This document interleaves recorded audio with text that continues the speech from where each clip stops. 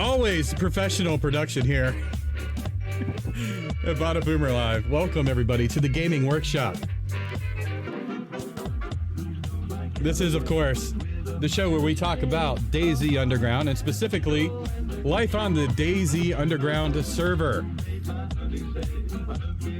This is a great song for it. DayZ is an open-world sandbox horror survival game. And DayZ Underground is a hardcore organic roleplay server, which means that we roleplay most of the time. KOS is allowed. It's all good. It makes you want to duck and creep around corners and stuff. Keeps it realistic. Oh my goodness. So today is episode 7 of the Gaming Workshop. And today we're going to talk about the life of Doug. The fact is, if I do have my facts straight, that the DayZ Underground server has been around for like 6 years or so, which to me is unheard of. I mean, it's crazy. I know that there are communities out there that have stood the test of time, but you know, being in my late 40s and having gamed for like 30 years, looking back, man, it's very few and far between that communities can stand the test of time. And, you know, all communities, whether they're servers or just guilds or clans or whatnot, they all go through rough periods. It just happens. And some make it and some don't. So the fact that, and in Doug especially, DayZ Underground, Doug, you know, it's what we call it. It's down in the corner that way, I think. Is a special case too, because it's a game where there are no NPCs, right? All the antagonists and protagonists, it depends on which one you are, depends on your point of view, because the players are the NPCs, you know? So there's a lot of conflict and a lot of potential problems. And then you add role playing on top of that. Then there's like in character versus out of character information and the way people use it, abuse it, and the whole thing. As you can see, there's a lot going on, you know. Then we've got the community itself policing itself. You got community members who are admins, you know, who have to sometimes lay down the gavel of justice, you know, on their fellow players. And so all of this together is the reason why you'll hear me say that I'm really impressed that Doug has lasted as long as it has. And with me today to help talk about this and go through all of this and work through it is Buck. How you doing, Buck? I'm doing great. It's a good day. I mean, not only were you talking about there's like community members that are, you know, helping police the community, but there's also community members like creating the content itself, like this mod team, quite literally building from the ground up almost a different game. Like a lot of the recent editions, you can kind of tell like there's a lot of really high quality stuff that gets added to Doug that's just fantastic, like especially for a game like DayZ, you know, where it's a little niche. That it is. And you know, it is interesting that you mentioned that, because DayZ itself began just as a mod for another game, Arma 2 or 3, I can't remember which one. I didn't play it back then. And so it's become a game on its own, just having started as a mod. And then Doug got a hold of it. And yeah, like you said, with the mod team, we go and define it even further. And that brings up the hardcore aspect of it and stuff. Let me see. I think we've got, another guest. Here we are. We'll bring him in. This is Matt of the Rangers. How are you doing, Matt? I'm good. How are you doing? Doing well, buddy. Here, let me crank you up. There we go. Let's try that again. There we go. Hello. How are you doing? That's pretty close, man. If you can get yourself a little louder, that would be perfect. But I'm doing just fine. I can certainly move my mic a little bit closer to myself, like so. There we go. We'll see if sorry guys, if he is too low. Right now, this is the best I can do. But we've got it going on. We'll just be real quiet when Matt's talking. No, man, I really appreciate you coming, especially under short notice. For this episode, we really wanted to get kind of a broad range of perspectives as best we can, you know. And so, like, you know, I've not been around very long. I've only been around about 6 months. And I don't want to say that I'm a hardcore role player, because there are things that I would do. Like I would use OOC communications to like maybe schedule a meetup so that we could have like a role play event or something like that. But I wouldn't be into like setting anything up, as to what to, it's going to go down. How about you guys? Like Buck, you've been around for how long? A little more than a year now. A little more than a year. Okay. Yeah, I'd say I definitely. I'm not exactly a hardcore role player. I don't think anyone could call me that with a straight face, but I think I role play to like the, widely established, like, this is what you should do to give other people, a good interaction and not break their immersion. Is like, if you it's almost bad manners to like just be blatantly OOC. So the Mhm. more, I guess, you can kind of just fit the server standards, and then you can kind of do more what you want as long as you're, in those lines. I just tend to stick in them. Nice. How about you, Matt? How long have you been around? Oh, I was whitelisted November 12th, 2016. So 2016. Wow. Right yeah, on, man. it's been a long time. As for being a hardcore role player, I don't know. It depends on which character I've been playing. I've been in. Oh God, let me count the amount of. Let me just recite the amount of groups I've been in on Doug since I started playing. Sure. Matt's what we call a Doug boomer. Yeah, Yeah, right. Not a real boomer. at this point, I am a Doug boomer. Nice. I think when I first got on Doug, I think I'll just tell this story because it's a fun story for me to tell. I got DayZ in like 2014, I believe, maybe 2015. I'm not really sure of the year.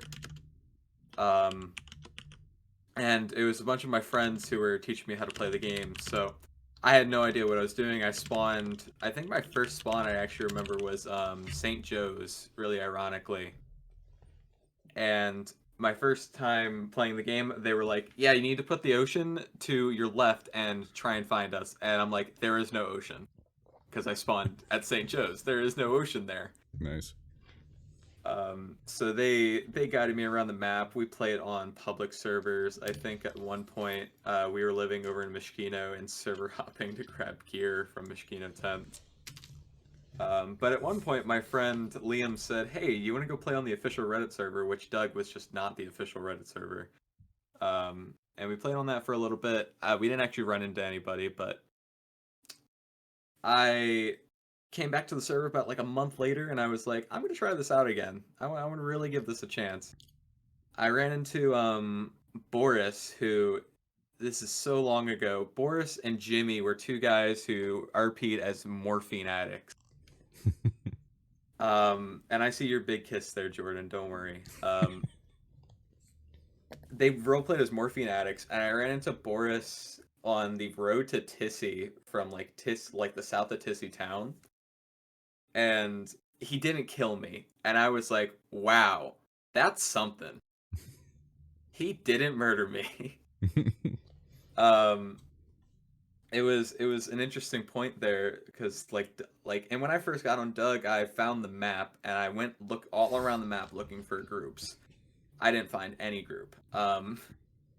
So I decided to try and get whitelisted, and I think I had about 100 hours when I really got whitelisted. So I asked to join Blackpaw, and of course, back in the day, they'd let anybody with 2 thumbs into that group. So I got into Blackpaw first, left Blackpaw, joined Trinar's Defense League, which was a couple admins and really old-time Doug players just running around Northwest Airfield protecting it in the name of a government that didn't actually exist. After CDL stopped because everybody didn't want to play anymore, really, I went to go join Duty, which was really one of the most solid, fundamentally sound groups I played in on Doug. Still has some of the best setup comms and like strategies that I've ever experienced. And then I threw all that out of the window and I went to go join Dam and play with Hex and all the original Dam members. and that was just pure chaos. That's when I really put fear on Doug, because Hex was like, "Yeah, who fucking cares? Just fucking use a double barrel."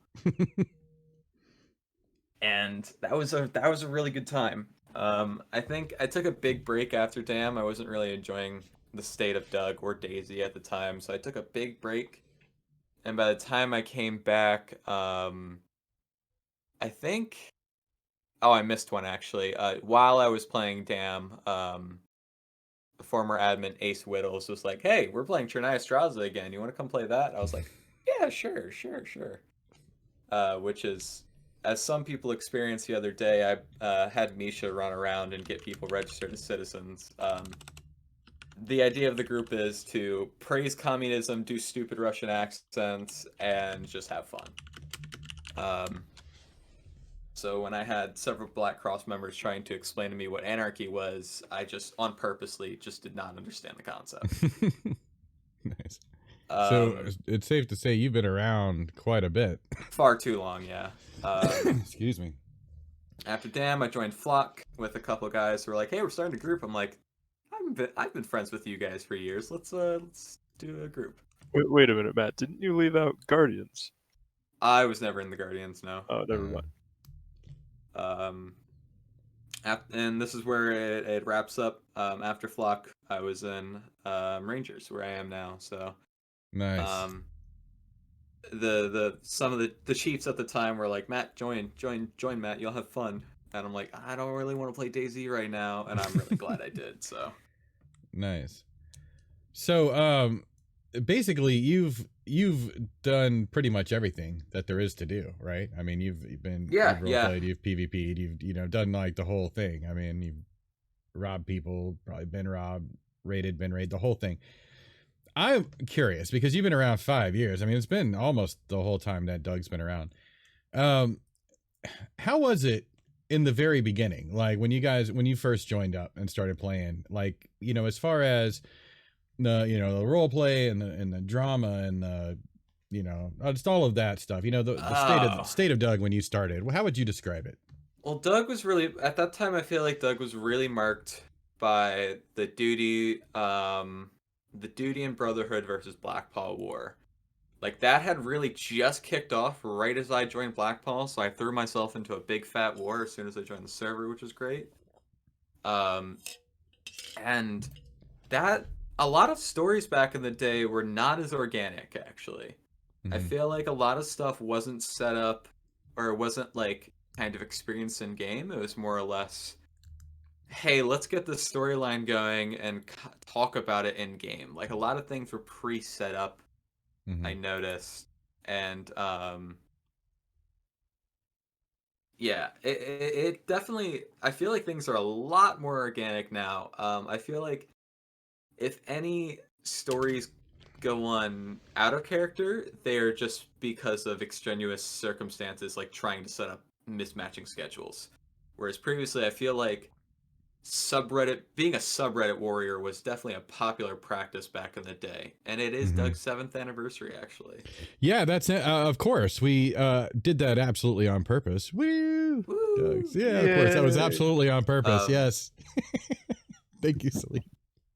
Sorry, man. And even then, I know that you can think of this as a similar situation between like Rangers and Regime. While we're enemies in character, we're all good pals out of character. We'll go and play other servers and other games a lot of the time. And that was very much the case for Blackpaw, Duty, Brotherhood. A lot of those guys were good friends in real life, and they played D&D together, and they were all very chill out of character. We had, back when barrels were the main source of stashes and such, we had an out of character rule never to touch each other's stashes. That's nice. See, it's a little easier when you all know each other and can get along out of character, regardless of what goes on in a game. I find that to be very important. Because like I mentioned earlier, we're all in conflict with one another at some point or another. Right. And so being able to pull all that off is important. But so you felt, now when you say that things felt a little, they weren't as organic earlier on and then became that way later.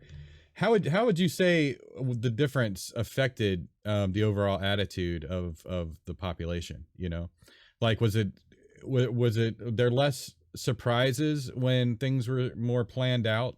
You know, versus being more organic, or was being more organic just kind of freeing for everybody? Mm, I feel like the big surprises really came from because people did like plan stories between themselves and they kept it under tight lock and key, and that those were still big surprises to the public, right? Like, I think that you can consider a lot of cult stories probably, and like people who had interactions with the cult would usually speak to them in private, and then like anything that would be released for them that was big news to the public. I was always just a spectator to the cult. I only had one character get even like close to being associated to them, who is still alive, and I have that character I took very seriously for role playing wise, whereas my current character I've been playing for a couple of years in the Rangers, I just literally do whatever I want with him. It doesn't matter. Nice. Um, so I feel like the organic part, right? It's not that stories are better or worse. I think it's just people planned it in between each other way more often. I got And you. when I say they're not organic, I don't mean that like they don't fold out naturally. I just mean they Mhm. don't happen in game as much. Whereas Right, now I right. feel like a lot of actions are kind of done on a whim, like people just running into each other and Mm-hmm. uh, fulfilling circumstances that they want to. So I want to address Vriska had a question Yeah, in yeah. chat. Anytime you want to address chat, feel free. Either Um, one of you. Vriska asked if I could argue the reason for less massive stories. And I do feel like that is from one, a lack of out of character communications between enemy groups. I do feel that people don't really talk to each other as much anymore. But it's also just that like I don't know. It's people really need to go through an extra length to set up those massive stories. They don't happen overnight, and I think when you look at the old massive stories of Doug, you're looking at months and even years of events and stuff being summed up into a couple paragraphs or a couple sentences. And they seem a lot more massive, but really those events and actions took so long to take place. So even recently, like with say the Darkest Midnight and Sheep baby story, right? Mm-hmm. Um, to me that seems like a massive storyline because I wasn't around, like I wasn't playing on the server at the time that happened, but to some people that may not be very big, but to me that seems like a big storyline that happened recently that I didn't get to be a part of or really experience. And I that's still got to pretty be recent. I got to be a part of that one, and I'd say that is the thing I'd compare most to the older stories like I'd read about. That's the only time I've played on Doug where I've been like, this is something that like feels like it compares to like the old like Reddit stories from long ago. Because like otherwise, it's never even occurred to me like to try and set up a story like that. Like it almost just doesn't seem like something like I wouldn't even know really where to start. It's a tall task to live up to such, you know, epic Yeah. epic scale. Well, now when Um, you talk about this event, right? Because there are a lot of events where, like, you know, I feel like some of the stuff my character goes through is pretty massive, but it's only centered really on my character and a couple of others who might wander in. So how many people would you say this event influenced? Like, I see it as a highly dramatic story for sure, but I mean, was it like, So you know, I mean, what are we considering massive? Just out of so curiosity. like if I go down the list of like everybody in like the Black Sheep damn baby storyline, so like What was it, obviously like 10, 20, 30 started with the people? Black Sheep, so that'd Yeah, be I'd say like Black Sheep and affiliated people minimum 10. I'm not yeah, entirely sure, but like minimum 10. Damn at the time had about 20 people. So that's nice, 30 people already, right? And nice. then let's say I think Volca got involved. I'll give them 10 because I'm just absolutely unsure of the real number they have. Wow. So 40. and then Black Cross got involved. So the Black Cross was quite large at the time. We'll call Nice. that a generous 15. So was that 55? So I've stopped counting. I've stopped counting. So like if I really Nice. went down the list, you could fill the server Nice. population, like 75 out of 75 people, with people directly affected by the storyline. That's So fantastic. so fantastic. you'd literally have a whole server where everybody on the server, if they were theoretically logged in at the same time, Yeah. were participating in the same story. Yeah. See, that's rad. That's rad. I love that. So like when like anybody on the server interacted with someone on the server, they could theoretically talk about this common experience that they've had. And yes, that's some real context. Thank you. Yeah, that puts it into perspective. I did kill Logan. Logan is in chat reading about that. He was the father of the baby. Get wrecked, nerd. Interesting. Also, it's interesting. A really simple change I feel that made these big stories happen less is straight up DayZ changed. We used to be able to sprint from the top right corner of the map down to the bottom left corner on a couple stakes and stuff. Like infinite sprint was a thing back in the day. There was no sprint meter, there was no weight, there was none of that. People didn't we got slowed down by the release patches and stuff. And I feel like that limited our movement. Blackpaw could go run up to UN after we had our subreddit warriors and go shoot them a couple times, and they'd be running down the northern highway getting back within like 10 minutes. Yeah, see, when I came along, I mean, I literally started playing DayZ like 6 months ago. So, yeah, I didn't have that experience, And for me, so travel is like always slow and arduous, and so that's why I don't really get around as much with with my characters. So it would definitely slow me down as far as pushing stories long distance, which is unfortunate actually. But anyway, so basically we like organic roleplay. It's what I think we can gather from all of that. I mean, scripted. I mean, I feel like there's kind of a place for both, like a mix. But like I said, I'm the kind of guy I'll coordinate a meeting just to make sure so that we're not walking around for hours, never, finding each other. But beyond that, kind of let it happen as it happens, being the organic part of it. And no, what would you say though? I mean, would you say that organic has definitely improved everything overall then? I can say from personal experience that since this wipe, I've had a lot of the best interactions and more interactions on Doug than I've had in years, straight up years. See, now that's interesting, and Buck could actually speak to some of this too, because this is all more recent. But yeah, what would you say? I mean, obviously they removed build anywhere recently, which meant that it was harder to build, or it's impossible really to build super big mega fortresses that are hard to get into. Now, I'll tell you right now that I've always had like a small base because I've always been out and around in an area so that people could interact with me and whatnot. So I'm not real familiar with the baser mentality of wanting to like hang in a base all the time. And I'm not saying that you are. I don't know how you guys, either one of you, feel about it. But yeah, so I really don't understand like why anybody would sit in a base for hours anyway. So to me, build anywhere didn't change much as far as my perspective went, but it did move everybody. I hardly see anyone socializing in the South right now. And before wipe, it was, like Cherno and just the South Coast seemed to be like a real big mecca for role play and all of that at the time. So I noticed that there's not as much interaction for like us down on the coast right now. I know that things migrate around as stories progress, but I'm kind of curious how you guys feel, but either one of you really, how the build anywhere changes have affected the role play now since the wipe. Like exactly a year ago, Severograd was where like so much of the player pop was concentrated. It was almost like the rest of the server was dead. Because so much was like built in one town, right?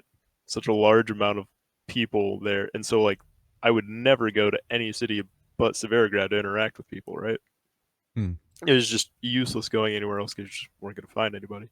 But like I think Build Anywhere being removed, and that's not been exactly the case every wipe as stories have naturally progressed, but I think bases being less absolutely, the go-to, like it used to be you were just an absolute fool if you didn't want to have a base because the amount of work you'd be putting in to get less gameplay benefits was just so much more. And so now it's kind of like you have the option to be nomadic and you'll just find people running around, like even the last patch we'd find lone groups of like one person who'd be the one person looting while everybody else from their group was at base. But now everybody's out, running around because it's just less efficient to sit around.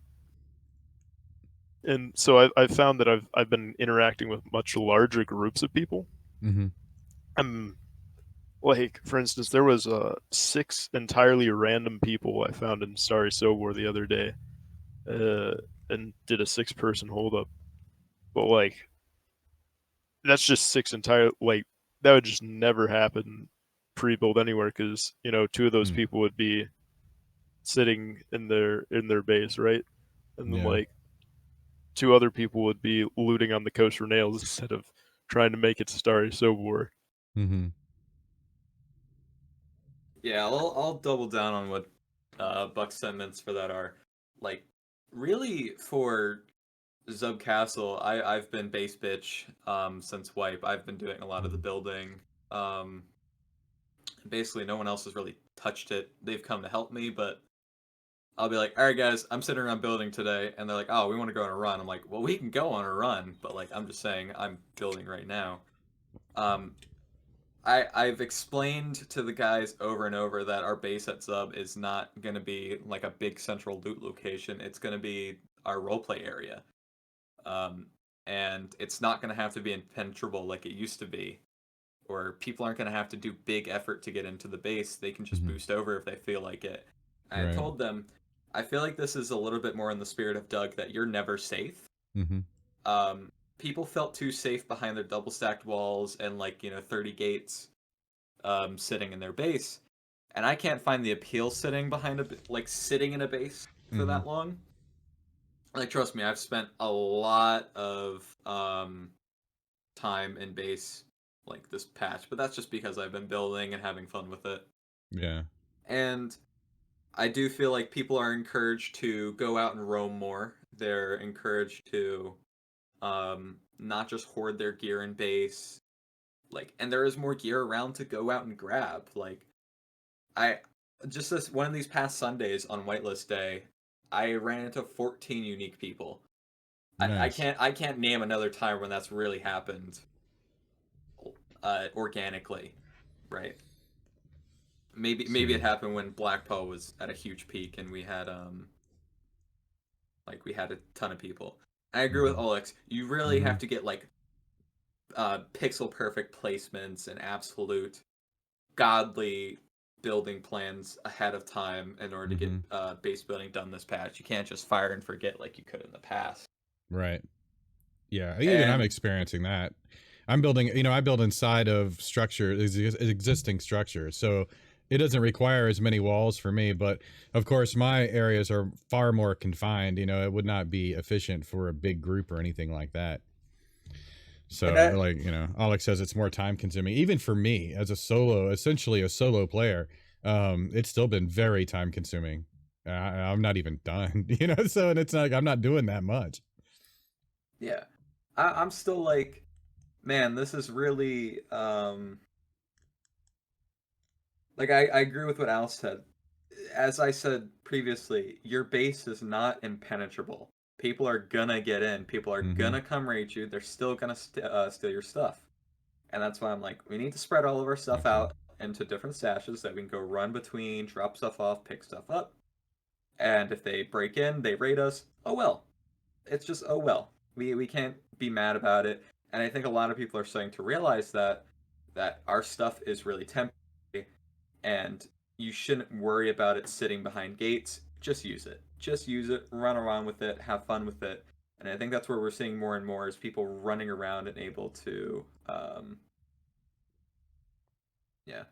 You'll see, this is like, honestly, because like I am no stranger to PvP, right? It's just I just don't really particularly care for it in this title, but yeah, I can actually see how it would lead to a lot more strategy as well. Like if you really wanted to build a defensible base instead of having it be one giant, you know, two wall stacked base, you could have like smaller outposts and whatnot where you can defend and fall back and defend and fall back and have them supplied. You know, they're like a various, and I don't know how often people did that kind of thing before Build Anywhere, but it seems now that it's almost kind of essential, and it kind of makes defending turf, if you want to talk about it from a PvP standpoint, it seems like defending turf is more important, and controlling your areas will be more important now, and maybe even a little easier because you're already spread out more than you were before, right? Yeah, I'm guessing for now. sure. I mean, because I haven't done that myself yet.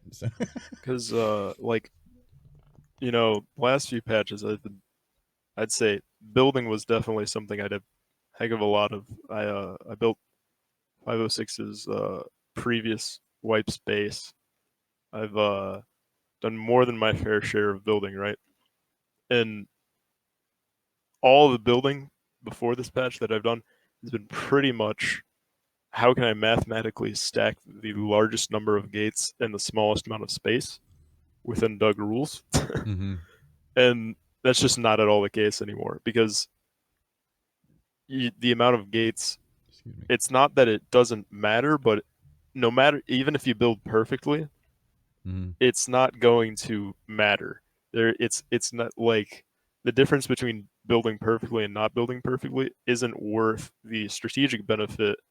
Putting something like a spot to peek through to shoot someone hitting a wall, or you know, building something to get up on to have a better angle. Now, it used to be that if you put enough gates, people would just give up.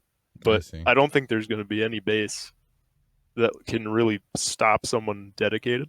Yeah. And so online defense is a better option than offline defense. Right. It used to be a good point, actually. Yeah, go ahead. It used to be where offline defense, like literally not logging in, was a viable option if you had enough gates. Like if you knew someone was raiding you and your buddy was like, get on, and you're logged out with a bag full of really cool stuff, you could just go, you know, I'm risking this stuff if I log in. I'm willing to bet they'll just run out of tools, run out of energy, and want to leave. I'm just going to stay logged out. And that's just really not the play anymore. Like it just doesn't make any sense. Yeah, that's why stashes are more important, even for people who have bases. Oh yeah, for sure. Like, I don't think you can really do either one or the other at this point. You could do all stashes, but all base building is not the way to play right now. Yeah, well, it's easy, again, for someone like me who's solo. I mean, it's easy to wipe me out, but at the same time, you know, I just like to have a place. Because I like to socialize. Not all the time.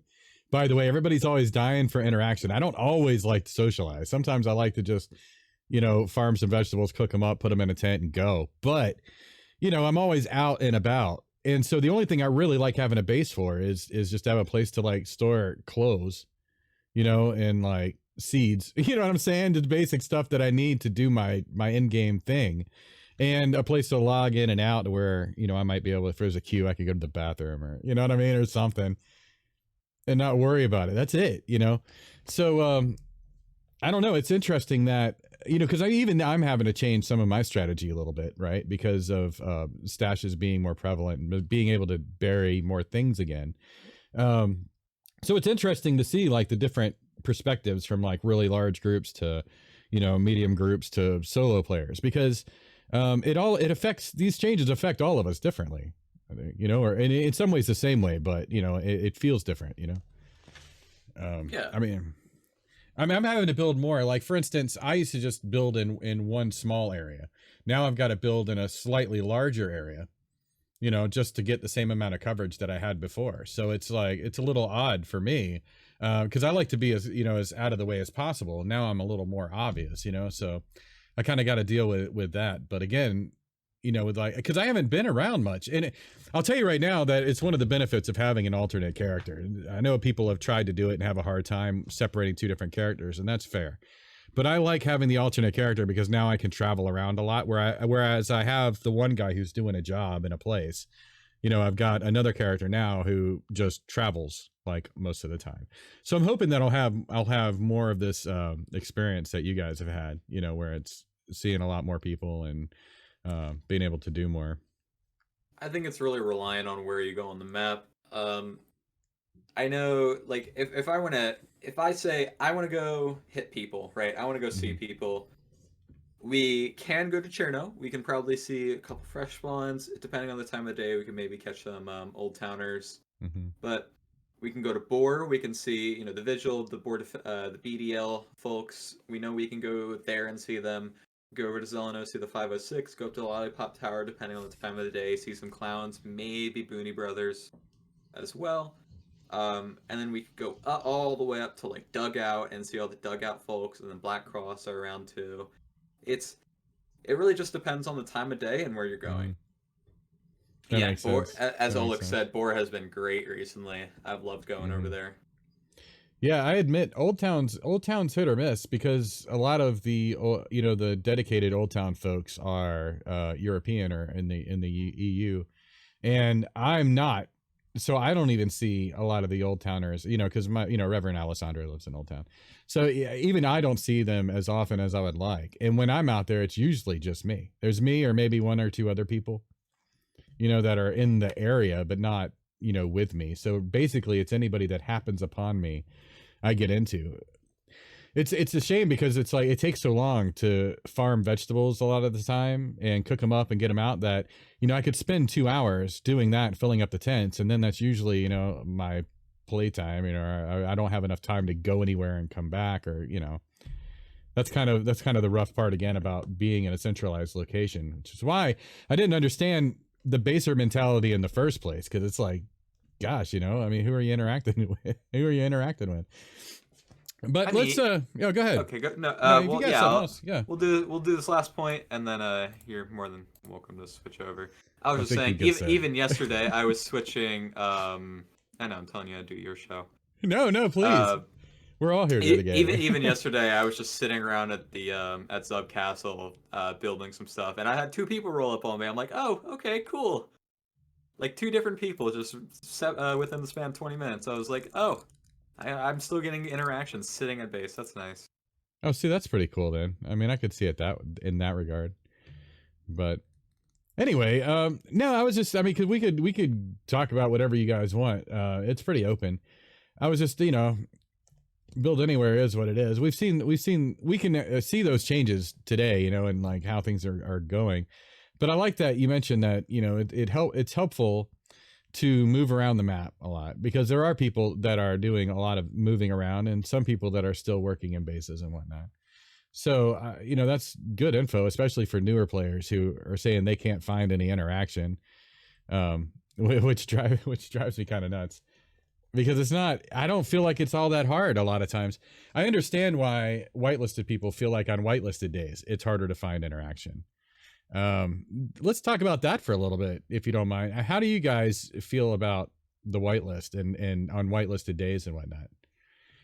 Haven't been around so long. What's the long view? In the time I've played whitelist, it almost has always felt like, besides in the summer it felt like it was the dedicated time for like the DayZ Underground community, because there was just such large queues, people couldn't get on to play together, right?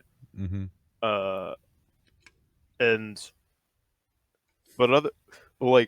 I don't know, I don't think there's really been a queue to like justify that recently, especially on like Wednesday. But I mean, to me feels like it's just more of a looting time for some people. Like I usually on low pop whitelist days don't log on Mm-hmm. because I don't have a base and I literally just run circles around the map, and I'm not looting military zones either, which Oh. I like because I don't need loot, right? So Oh, here goes Buck talking about how rich he is. Look well, at Yeah, like that. well, like yeah. I mean, like I've got enough, right? So like I'm not Yeah, Times 52. like there's not really motivation for me to loot military, right? So I'm like yeah, looking for people in towns. Uh, yeah. and when there's not people in towns, it kind of burns me out. So I'd just rather play a different game and then log on the next day and then find some people trying to survive in towns. See, this is great. This is why I like having vocal conversations a lot of times, because I'm one of those people where I like the whitelist days. I actually like that they're a little lighter, because I do expect I know that it's not true. I know that whitelisters play as randomly as random players do. But I like to feel like, that I have a better chance of more, I don't want to say positive interactions, because interactions are interactions, but more detailed or in-depth interactions than I do on non-whitelist days. But it is also a chance to recharge, is how I look at it. I do run around and loot. I have a small base and an aid station, so I do take those days to run around and loot and kind of refresh the supplies and whatnot.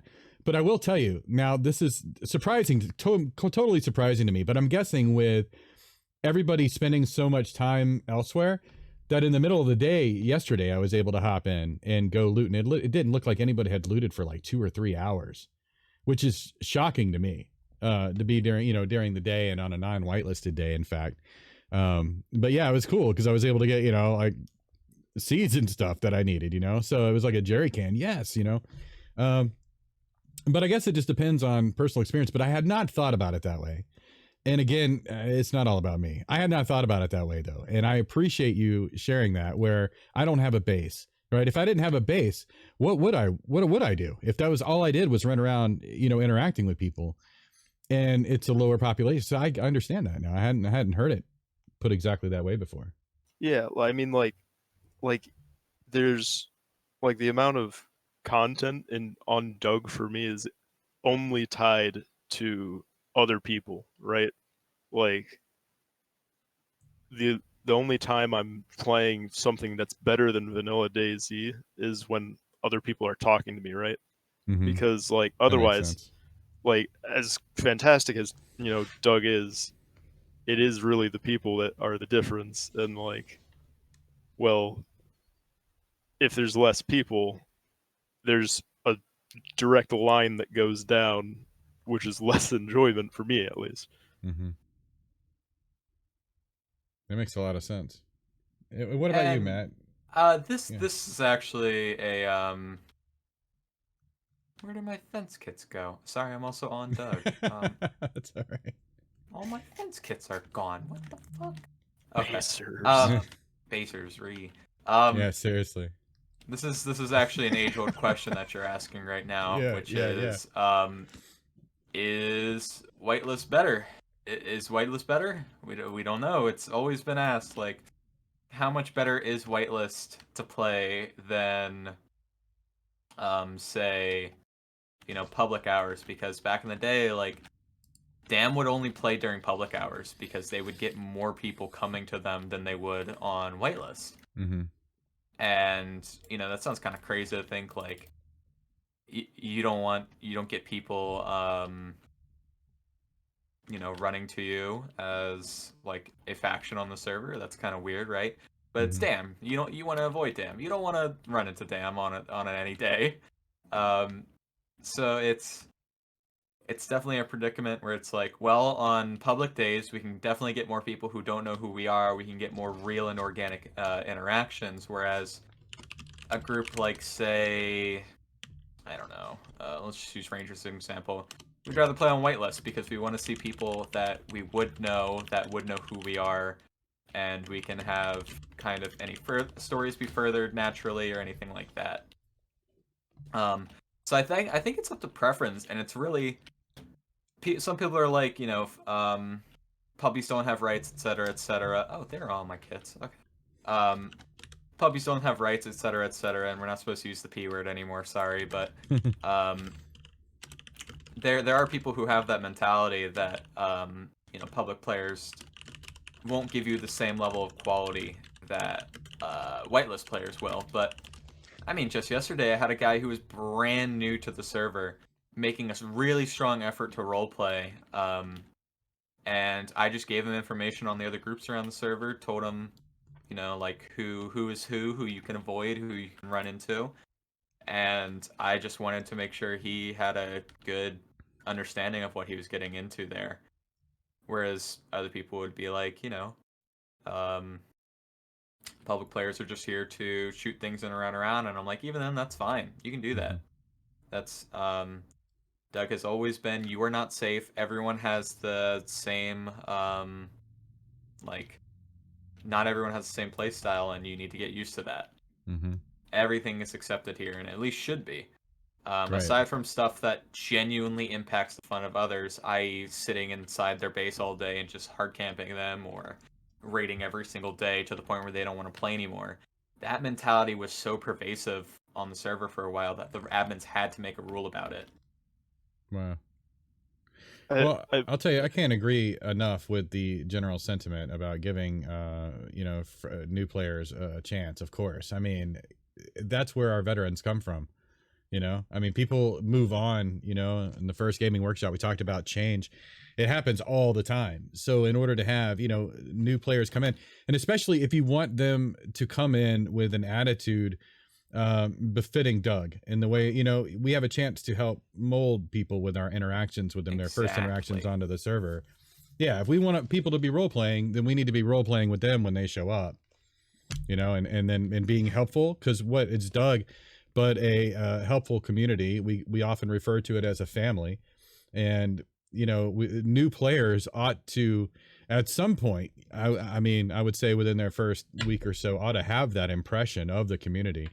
Hopefully, I mean, it depends. I mean, because if every experience they have is rough, then there's not going to be much we can do in game, to help satiate that. But in general, right. Yes, definitely give new players a chance, because we need new players. One of the things that whitelist, like, asking the question, is whitelist better interaction wise? I think that personally, whitelist guarantees you a minimum level of quality, but it doesn't do more than that. Because if you've passed whitelist, you've read the rules, right? And you had your application exception. Like, I've never had someone combat log on a whitelist day, right? But I have had people combat log on not whitelist days, but I'd rather have had that person combat log on me, because it means there was somebody there, right? When there's a greater chance I'd just see nobody on the whitelist day. I got you there. Yeah, and I'll echo that sentiment real quick. That I look at it this way: whitelist is not inferior or superior to public days, in the fact that when I look at whitelist days, I either think it's going to be a little bit quieter today and I can get some shit done without somebody running up on me and being like a crackhead, or I can look at it in the way that I can expect better interactions, but for a public day I can expect interaction still. It'll just be a little different. And I can also think on whitelist, I'm not as likely to just get shot without, words spoken to me. But on public days, I think, I'll probably get shot. But it's okay. That's okay. Yeah, and ain't nothing wrong with that. So. Well, I'll tell you, for living on the coast, because that in and of itself is a different experience. I like to say that whitelist days are really the same as non-whitelisted days, only the quantity is usually lower all the way across. So I get fewer interactions altogether, whether or not it's KOS or whether it's PvP or interaction, role play, or all three together, because it is what Doug is. I find that I probably get about the same amount. It's just lesser overall. So I do have the opportunity to get more things done. And of course, if I do happen to get KOS'd, it is a little harder to survive on the coast when there's fewer people around. That's just a fact, Yeah. So, it actually, I feel less. I don't know, man. It's weird because I want more interactions, right? Or just more meaningful interactions. But if I get KOS'd, I kind of want the server to be dead so that I can get back easier. I can recover easier. But then again, some of the best roleplay experiences, or at least short little subplots or whatever you run into, often happen when you're a fresh spawn, and that's easier when there's a full population. I was about to say as well. So, I like regearing. I yeah, really don't mind the sometimes it's process. great, I think it's pretty fun to. I get to run in a map, part of the map I don't normally run around in because there's just no Right. point for me there. Right. But if I'm fresh, I'm like, man, I could run through fucking Gorka right now. You know, I could go have fun there for a second. That's one thing I don't do. I really don't spawn cycle. I really don't, unless it's like not. I absolutely have to get back. Like sometimes it's like, you know, it's like I've got to go in an hour, and it's like crap. I at least want to be back. So it's like I'll you know, kind of run my way back. But most of the time, no, man, I'll deal with what I get. Especially if I'm streaming, it's so much fun that way, because then you're just like, because you want to be frustrated sometimes. You want to be like, damn it, you know, but I'm a positive streamer, so I really don't react, you know what I mean, like negatively to things, you know, because I want to promote positive gameplay. So I just look at the bright side of it, you know. It's like, we're doing something. We're just gonna do something different today. Is what it comes down to. I feel like when you're a fresh spawn, as Rufus said there, you don't have the mentality of I need to get back to my shit right now. Yeah. You really start to think I could have some fun with this. Yeah. See, I guess that's also another selling point for removing build anything, isn't it? Because people, and that's one thing even though I don't relate to it necessarily, I still do understand the need to get back aspect of it. Yeah. So, yeah, man, I guess with build anywhere, fewer people are feeling that urge and that call, and that may be something else that's spawning more spontaneous role play across the map, as opposed to having centralized places people go. Hashtag die more. There you go. Yeah, it's really interesting because, and again, this is why these discussions are important, because it's real easy to have our own focused point of view. And, you know, we have these experiences. We spend all this time playing this game, you know, and so it starts to impact us, you know, and we start to take things seriously, but it's always like within, you know, or usually within our field of vision, you know, in our perspective and the way we see things. And so it helps to understand that there are different perspectives and different points of view, and that, you know, even though you might see something as maybe impacting you negatively, maybe as a whole, maybe you're not the majority, and maybe it's impacting the majority in a better way, which does trickle down and impact you, even if you don't see it right away, the positive impact of these changes. Then eventually over time, you know, they'll trickle down to you, and it'll eventually lift the community up as a whole. It's kind of how I feel about a lot of these changes, and people, it's always like the sky is falling. It's like, well, get your pots out, get some fresh water. I mean, I don't know what, you know, there's no reason. I do feel a lot of people overreacted about this change. Yeah. I don't think it was nearly as bad as people made it out to be. No, I really didn't. I agree that vanilla base building is a pain in the ass. It is definitely a difficult task to put upon yourself, but if I'm being honest, I really don't have that many issues with it. I liked how in Discord the other day somebody was complaining about our burying stash rules, and basically, for people who don't know, you can't like cut down a bush or a tree to remove the geometry and then bury a stash, where on the server reset the tree will be replanted and regrown, and you can't see that there was something there. You're not allowed to do that. Okay, it's called glitching. And I think it was funny because this guy was like, well, he's like, it's supposed to be hardcore on this server, so it's harder for you to find my stash if I bury it. And I'm like, well, dude, that's what makes it harder, because you can't hide it so perfectly, you know. It sounds like they just need to get a bit more creative. It's like, yeah, I mean, you can't glitch it, you know. So it does actually make it harder for you to hide a stash. And it's hardcore. Yeah, so, also hardcore. That's the way I look at it. Hardcore doesn't equal hyper competitive. Well, Doug is probably one of the more competitive servers there really is. There's more people trying to, I'd say, win on Doug than other servers. Like, and some of the strategies and stuff that are come up with on Doug are genuinely novel and like DayZ tactics that filter around.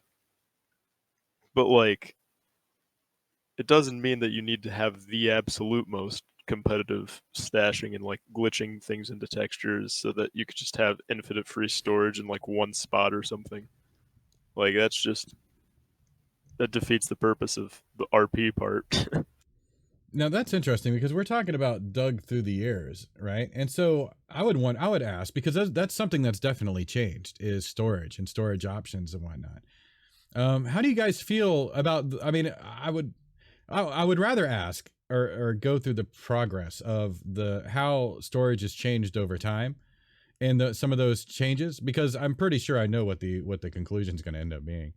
But maybe Matt, back in the day, you said there was just a time where like barrels were the it of storage, right? I imagine that was a lot harder. Oh yeah. Well, you used to be able to sprint with barrels. Nice.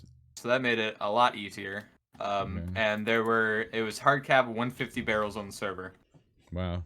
Wipe That day made them very came. valuable. Yeah, wipe day came. You were on looking for barrels. You were trying to get barrels, and you were hiding them anywhere, coming back to get them later with a group or a car, anything. If you could get a working car, then.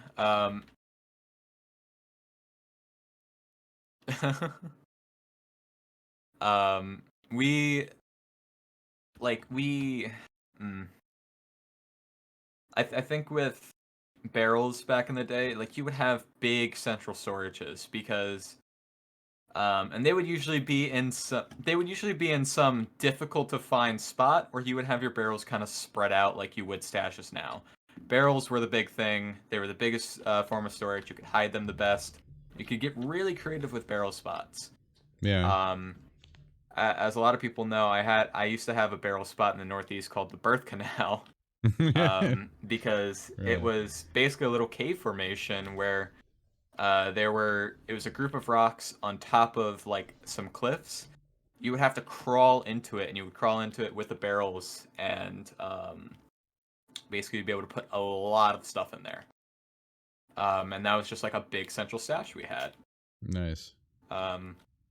And unfortunately, that spot no longer exists because the rocks got changed up there. But Oh, that's too big bad. yeah, big central stashes were definitely the thing, or you would have them more spread out. Mhm. Barrels were the big commodity. I know a group called Green Mountain Nomads. I ran into them up near Tissy once, and they were cutting down they had chainsaws in their backpack, like 4 or 5 chainsaws, and then they had a car nearby. And they had 4 or 5 chainsaws in their backpack, and they were running around chopping down every single tree, looking for barrels that people glitched into trees. Nice. That seems like it would be a lot of work. It's almost like running into abandoned apartment buildings. You know, the real tall ones with all the apartments. Rangers, like back when it was the original Rangers, they kept all their stuff in apartments. Those apartment buildings were key for keeping all their stuff in there. But now it's like trying to find stuff, and it's like, but they were so easy to hide in there. You could hide it behind the bathroom doors and such. Like, some people put them in the bathtubs themselves. It was yeah. I've done that before. After a wipe is a good place, man, because people open the door real quick, look around, and run. They don't always look in. There's a lot of geometry that's not that's easy to drop things behind, like knocked over things and whatnot. Yeah. It's pretty fun. Hey, I'm gonna AFK for just a minute. You guys can carry this on without me. I'll be right back. All right. Gotcha. I mean, I played when there was build anywhere and barrels and tents were the only real form of storage besides crates. Crates kind of suck. So whenever we lose like any storage, it's just the end of the world. Like, yeah.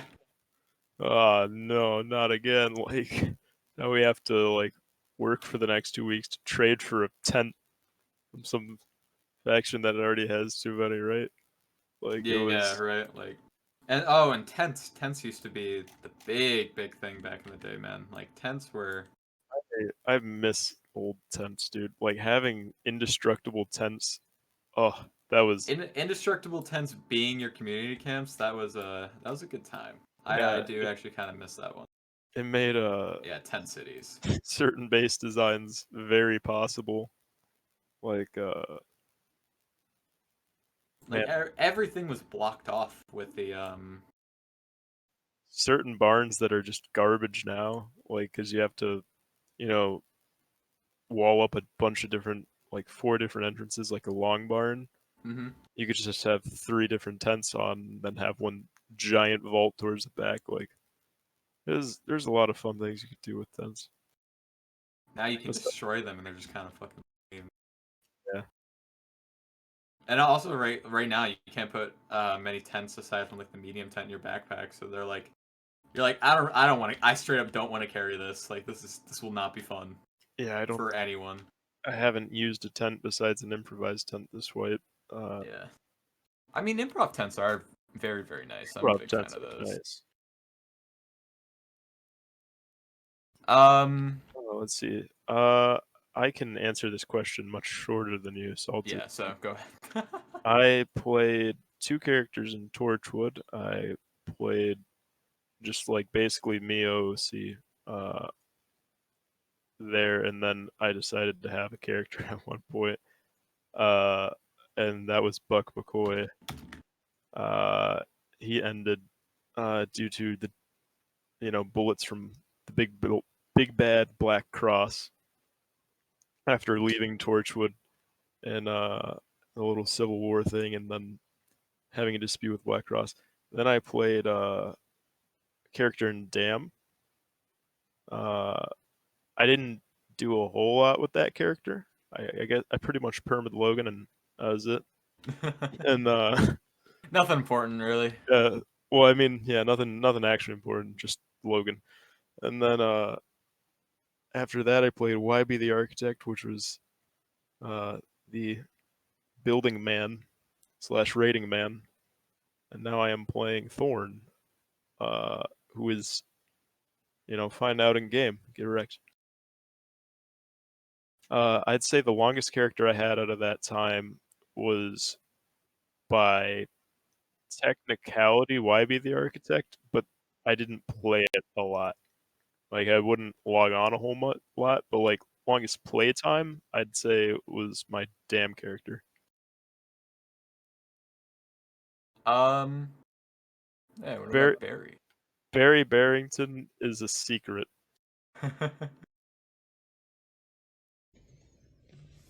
Hey, All right. everything going all Hello. right? Yep. The question Yeah. was how many characters have we played and how long we played them.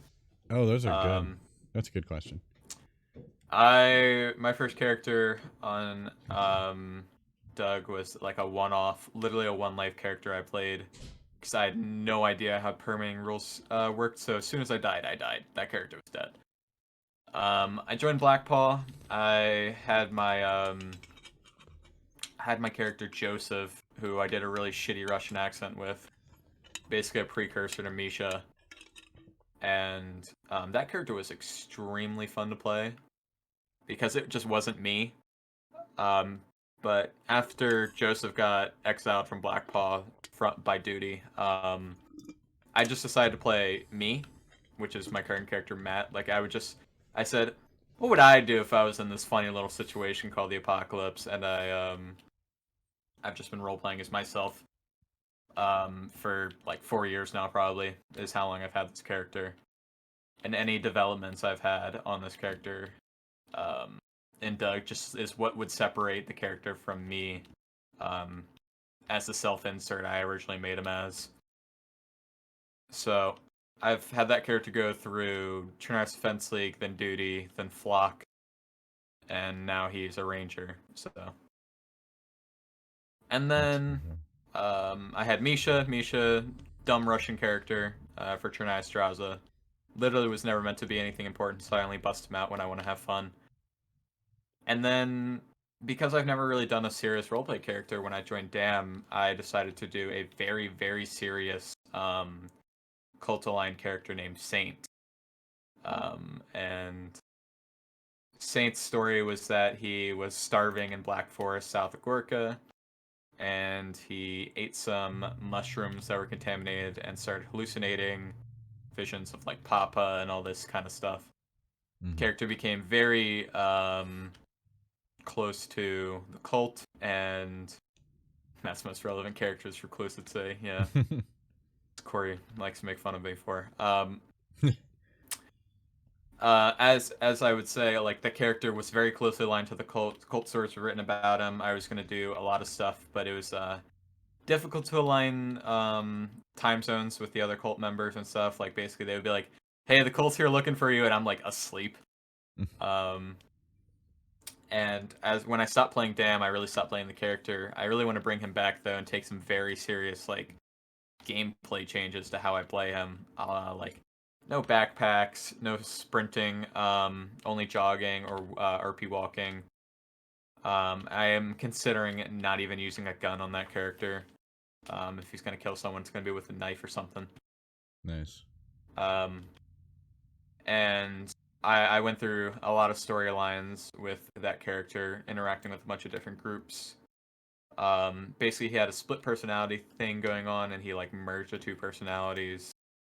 You know, losing brain function and all that fun stuff. That would be fun to roleplay. Yeah. The character in general is just really fun to roleplay. I do want to bring him back someday. I would only play him on like whitelist days though, because I feel like the kind of people I would run into would understand the cult as a concept better than like a public player who probably never heard of a cult. That's It's actually like an interesting point in regards to the things I would talk whitelist about stuff. would be the things I would talk about would be more understood by a waitlisted member of the community who would probably understand the concepts a little bit better than like a public player who's there to shoot people or like just there to play DayZ, you know. Yeah. See, that's interesting because it does kind of go back to the whitelist question again, but we won't really get into it. But I have my alternate character concept is also one that's unusual. So it's like, you know, I'm actually looking forward to playing. I've only played in my whitelist days right now because I've been cutting videos and whatnot of random encounters, but I'm really looking forward to trying him out more on non-whitelisted days and seeing what kind of reaction, because he gets a fun reaction from the community, but to see what kind of reaction he gets just from, you know, more standard DayZ players, to say, you know, unvetted folk. Yeah. You know, because like you said, there is, I mean, it's not like it's better or worse or more KOS or less. It's just a different, it's a different level of understanding. I look at it as a different audience. There you go, a different audience. That is a great way to look at it, actually. I might actually have to incorporate it in some of my roleplay. That's interesting though, yeah. It's a different audience.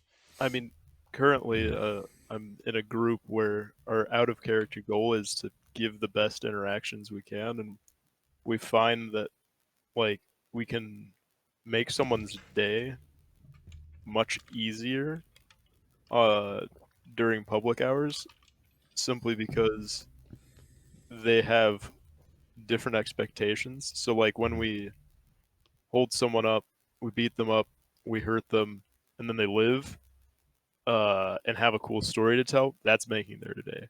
Well, like on a whitelist day, yeah. On a whitelist day, it could be a, you know, good 30 minutes of interaction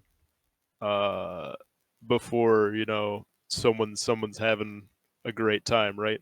Like we had a great interaction with Matt the other day, and that was a lot of, you know, cool stuff. Pretty sure that was on a whitelist day. That was a Sunday. Yeah, that was on a whitelist Sunday, and it was a fantastic interaction. But like, it was much more for a group to do. Like, it was much more meaningful, like you said, and it went along with our goal of, you know, providing great out of character interactions. But like, it did, you know, cost a lot more mentally. Yeah. Well, it's interesting that you talk about bringing quality interactions to newer people, because, you know, or to different people, because I have to admit that on non-whitelisted days, that's easier, I guess, in a way, because like the satisfaction that I get playing the character that I do and running the aid station is that when people come up and I've got food there, you know, or whatever, and I help them survive and they're very thankful for it. So, you know, a lot of it's out of character because it's like, oh, thank God, I don't, you know, have to worry about surviving right now. But it's also in character, you know, because then I get to talk about, you know, I get to role play with them and give them a quality, like encounter. It's what I think I'm trying to say is that I provide, just something different, a different encounter than what you're talking about, where you're robbing them and letting them live, and they're like, oh my gosh, this happened. Then there's other encounters they might get where they run into somebody who's altruistic and helpful, and they're like, oh man, these, there's great people around too. You know what I'm saying? It gives like a full range of experience.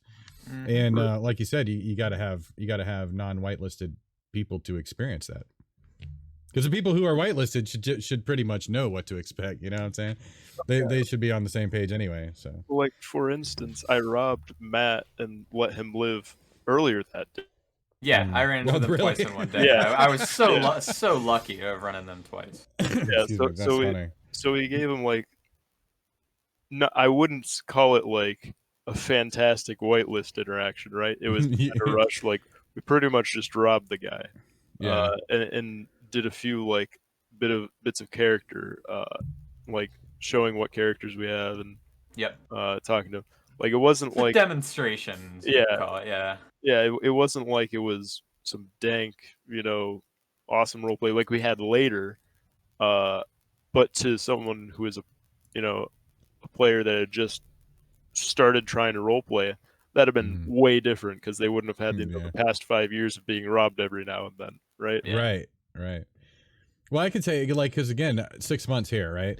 When I first started, I did all kinds of research, not just on Doug, but on DayZ in general, and I watched a lot of videos. And I watched people getting robbed and all this stuff, man. It built up all of this anticipation and excitement. And I'm happy to say, for the most part, that whenever I played on Doug, it's kind of these experiences have lived up to the expectations, for the most part, like almost every time where, people rob me and everything. And it's always, I never know where it's going to go. And it's like nowadays I'm far more comfortable in my character skin and I interact, with people even better, or easier, I should say, than before. But so for the people who play that way and pull it off and do it where it's meaningful, I mean, I really appreciate it personally, because it's always always impactful to my character and it's meaningful for my day. You know what I'm saying? So, and not everybody can do it well, and not even everybody wants to, and even then, it's just it just adds to the experience, even for people who have been here for a while. I'd like to think that in a couple of years, I'm still here, that I'll still have meaningful encounters, like that. Maybe I'll be the one robbing people. I mean, who knows? Oh, Peter specifically has seen two sides of me on Doug, whereas one of the times was I had just got DayZ'd off at the top of Subcastle and I was walking back and I was like, hi, sorry, I straight up don't want to interact with anybody right now. I am an angry boy, and here, take some tech because you're a scribe. Bye. And then like later, he and I have like this sick fist fight, and now we've been exchanging notes to each other in game. I don't know. It's two different things there. That's great. That's so funny. So you guys are pen pals now. Oh yeah, at this point, yeah, Regime forced us to fight each other, and now we're pen pals. So. Yep. Nice. Single-handedly ending the wars and the hostilities. Yeah, single-handedly healing tensions between scribes and rangers. Good job. What a kind, altruistic group you guys are. And speaking of regime, Buck, did you get to run through your characters? I don't know. Yeah, I did. Oh, okay, just making sure. I didn't explain a whole lot about them, but I know I didn't explain a lot about my regime one just because. Find out in game lol. Yeah, there is a lot of fun stuff to find out in game. I think it's nice to keep a few aces up your sleeve. Well, of course. Yeah, absolutely. Absolutely. I mean, we got to have those future story hooks. Anyway, so that's fun. I am also currently playing on Doug and hunting animals, and I could not find the stag I killed for the life of me. Very good. Yeah, I would do that if I could, but just kidding. Yeah, well, it is a whitelist day after. No, that's tomorrow. That's today. Tomorrow. Oh yeah. Well, maybe I will try to hop in later and get something going on this evening. So anyway, Buck, you had a couple of things that you wanted to talk about, didn't you? Oh yeah, since we're going over. Oh. Cut out. Here we go. since we're going over kind of like There you go. what makes Doug great over the years, there's a Mhm. few like instances. I think like there's a few things that I think make Doug unique, and one of them is like community support for creativity. Mhm. Like Doug is one of the most it's easy to be creative on Doug, right? Like I'm not a creative person outside of Doug at all. And like me being a little bit creative is like a big jump for me, and it's really easy to do on Doug. And like and then I'd say the greatest failures are the times that the community, doesn't support something as much as they could have and like miss out on something, right? And like an example of that would be the Neutrinaris Postal Service, for instance. Like Mhm. that is my favorite group ever to interact with. They were fantastic. I think like pretty much everybody just loved interacting with them. They were just fantastic, and they eventually burnt out and fuck you, Logan. But they eventually burnt out and stopped being around and dissolved as a group because, well, however like fantastically creative they were, not enough people kind of like humored their role play, Mm. uh, which is nobody's fault in particular, of course, but like it, we do kind of like play in a on a set of rules where the more you humor someone and like give to their role play, right, the more likely they are to keep doing it and improve on it and do better over time. And so like them not getting enough interaction, like people genuinely not enough people using the mail, Mhm. sending letters, because Discord being easier Right. to send messages and more efficient, like, it gets there obviously every time. Yeah. I'd consider that like a failure of Doug compared to like say a group that would be a success would be something like say the Black Cross, where everybody pretty universally like will out of character support the Black Cross if they really need something to happen. Like Yeah. that's an absolute success where you have a group of peaceful anarchists that uh, can exist on a hostile and competitive server because everybody is willing to be nice enough to them out of character. That's an absolute success of the community. Letting Mhm. people be creative and different.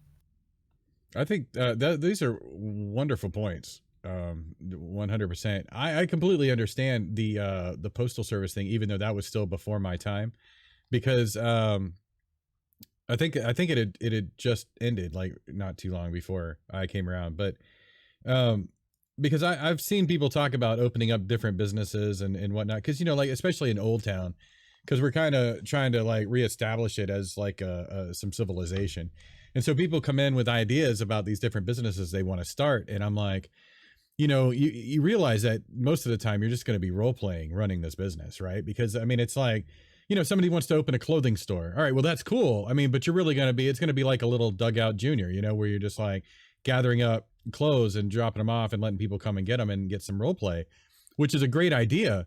But, it's like, people run into clothes everywhere they go. You know what I mean? And it's not, you have to have special stuff or, whatever to make it stand out. It's like there are, I love that people want to do those kinds of things, but just the game itself, and the way it operates sometimes makes that to where it's difficult. But I've also heard about people who have run bars successfully for a while, and things like that, and people have tried to do that again. And I applaud efforts like that. I think it's fantastic. I kind of feel like that's why I'm as successful as I've been running an aid station in regards to like the Black Cross, because I think more people, like fewer people who know what I'm doing and what I'm about, are willing to, you know, disrupt me, I would say, than others. If like I wasn't doing something that could literally benefit anybody, because I haven't had a lot of hardships. I mean, they've come, but and I get KOS and things like that, but people are more willing to, I don't know, accept that I live. You know what I mean?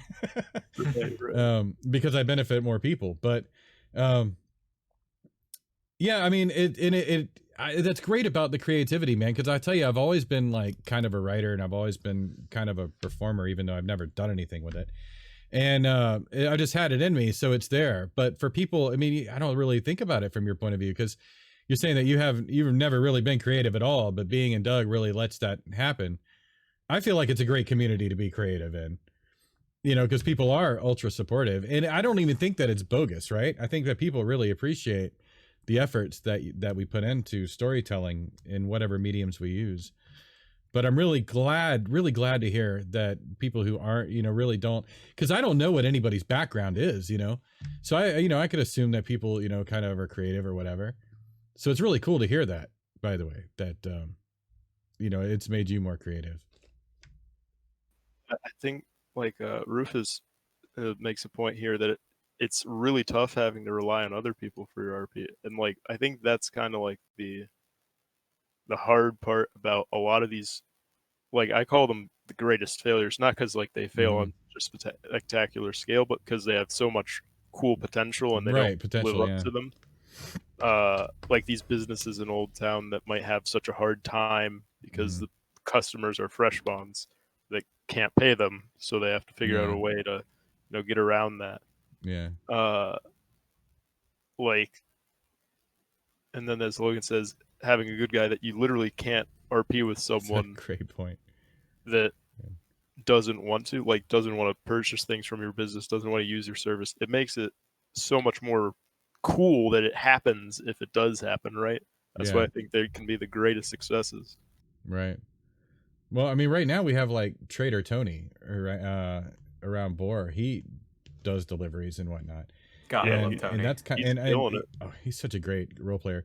And yeah, I've used him a couple of times, and I've sent people to him to use him, if they want to send messages or whatever into dangerous places or whatever. And so far, Trader Tony, man, 2 out of 2, 100% success rate. Nice. Just a little plug for Trader Tony there. But anyway, yeah. So Logan mentions, as bad guys, we can literally force our RP on people. As good guys, that can be hard. I agree completely. We're gonna talk a lot about the good guy role next week on the Gaming Workshop with Harry Churches, talking about the Fireflies and all that. So we'll get into a lot of that, the differences between playing good guys and whatnot. But you're absolutely right. I mean, there's a lot of things that are harder, especially in DayZ and the environment that it is. To be good, it's really easy to be bad. So.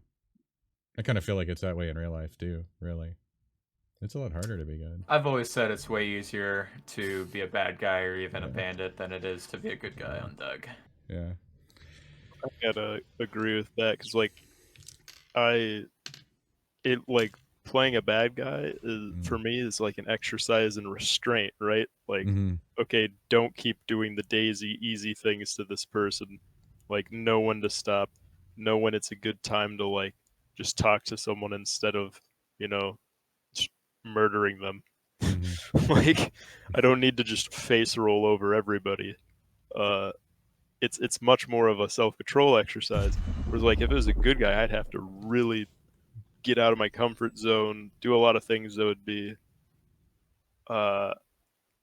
quite extroverted, like where that's just not me, really. And I applaud anybody who does do that, because that's hard. Yeah, definitely. I'll even call myself the nicer ranger, because like if somebody rolls up to Zub Castle and there's any other ranger there, you're probably getting robbed or killed. If you roll up at Zub Castle while I'm there, I'll be like, oh, hi. Yeah. Just be fucking very nice to people who roll up to Castle. But I mean, the second I see a gun whip out, like, I'm ready to go. I won't hesitate, bitch. Yeah, seriously. Yeah. That's one of the things that I mention a lot, because, a lot of times groups get like a rap, especially over time, for all being predictably a certain way. And the important thing to note is that there are still individual players, who play different characters in these groups. And so it's a mixed bag. You still never know what you're going to encounter, which is part of the beautiful organic roleplay aspect of Doug. So, and that's an example of how right there, you know, because Matt acts a little different, potentially under certain circumstances. Liar Rufus in your chat, SMH. Yeah. So, I don't know, man. I guess overall, so we were talking about earlier about stashes. I don't think we got to the present day stash situation. Overall, how do you feel about today's being able to stash the things you can, where you can, and all of that? I imagine you guys are seeing it as a positive. I have always liked stash meta, honestly. It's really fun for me. It allows me to, like, I'll fly around in offline mode for a couple hours and just find really creative spots that I can use. You know, some will get found, other ones are still not touched, and it's really nice. So I like the current spread out stash meta. I think I've always found it really fun than having everything be in a base. I'm a huge fan of it personally. Mostly because there's a phenomena that is horrible called base anxiety. Base anxiety happens when you have these things you worked so hard for in your base, right? Yeah.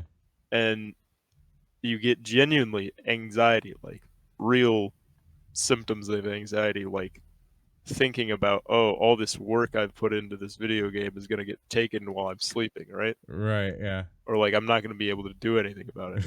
Like, there's been some very notable community members who have burned out because of this and, like, had a bad time playing Doug because, like, they're worried about, like, how almost they can't, you know, save their base and the things inside of it in certain situations. Mm-hmm. And stash meta is a way to just bypass that entirely. Like, like I wouldn't have started a group if I didn't think I could live out of stashes because I wouldn't want to have a group base. Just because it would be something that is genuinely too much of a real hassle for me to enjoy. Like, right. Like, it's a video game. I want to enjoy the video game, right? Yeah. And the stash meta, like, I'm not worried about someone finding every one of my stashes in one day because you'd have to comb the entire map for them all. Like, it's totally fine if all of them do get found because, well, probably every other stash on the map is found too. Right. I'll tell you, I've had a couple that I used to when I first started on the server, I had a real hard time, like with certain groups trying to get established anywhere. And so I decided that I was tired of trying to survive and trying to always have to worry about my damn food. And that was another thing when I first started on Doug, I didn't realize how empty the stomachs were and how you had a calorie stack so hard to survive, right? So I decided that I was tired of starving and dying all the time. So I started putting stashes around, and I was like, well, this way, if I die, I can come and get my stash and, you know, I'll have a little head start or whatever. Then, of course, I realized quickly that, well, you still need a shovel to dig up your stashes. So it didn't really help that much. But I used to keep the stashes there. So when I would spawn, you know, maybe I would find a shovel or whatever. Or if I needed to, I could always go and dig them up and get them. But eventually I stopped visiting them so much because I stopped traveling that they had started despawning, or people found them. I'm pretty sure there was like one or two that people found. I was really disgruntled about. Not that there was anything good in them, but just because I thought I was being slick, and apparently I wasn't. I had one behind a tree, like, that was really out in the open where you have like the brush pop up and stuff, but I didn't realize that it was literally spitting distance from a trail, because I came at it from the opposite direction and I didn't see the trail. I was like, oh, this is sweet. And I walked over and I'd step back and I was like, oh, this is it. And so I put it down, and then it was like a week later, it was gone. I was like, what the hell? And then I started walking around and I realized there's like a trail, like right there. Like, it was dumb as hell.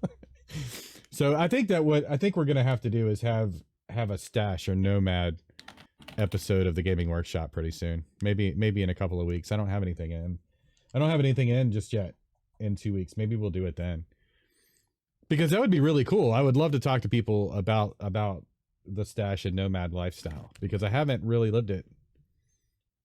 As a nomad, I'm like the worst nomad. Because I just make my group do all of it. Well, there you go. I mean, that's one way, right? This is gonna sound horrible, but this wipe, It. I haven't really touched the stashes because, like, I haven't had a reason to because I haven't died yet, right? Yeah. Sal. So Well, since I haven't died yet, why do I need the run back stashes? well, that's lovely. There you go. I think you might have just put a target on your back. That would be Oh, yeah. metagaming. That would be metagaming, everybody. You don't know Meat that. gaming. You don't know that. Well, no, they're in my group, and they would be the people to talk to because they die and need Yeah. to use the stashes. Yeah, That's he would great. be someone to. That's great. I don't think it'll be too hard because there's a pretty big divide, you know, between people who like bases and people who like to. At least if you read Discord, you know, there's a pretty it's pretty wide. You know, it's like noticeable difference. So That's weird to me because like you're trying to accomplish a goal with both of them. They both accomplish a similar goal, yeah, and it should really just be whichever one is easiest for you, right? I would think, I think so.